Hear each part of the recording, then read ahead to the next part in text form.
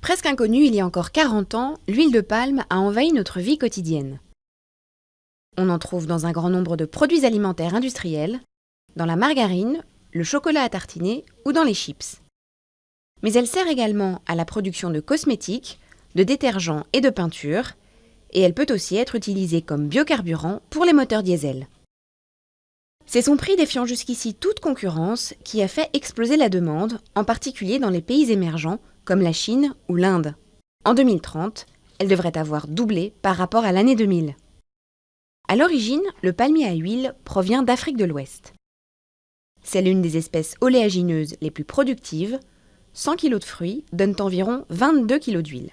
Cette plante a été introduite en Asie à partir des années 60. Aujourd'hui, l'Indonésie et la Malaisie représentent environ 90% de la production globale.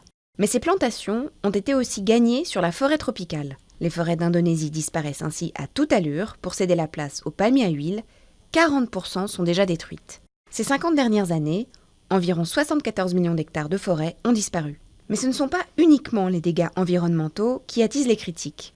L'huile de palme fait également peser des risques pour la santé, contribuant à la survenue de maladies cardiovasculaires. En effet, la surconsommation d'huile de palme favorise le dépôt de plaques de graisse sur les artères et augmente le taux de mauvais cholestérol.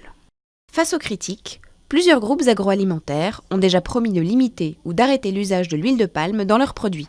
De leur côté, les organisations écologistes font pression sur les gouvernements indonésiens et malaisiens afin qu'ils freinent la progression des plantations dans la forêt vierge.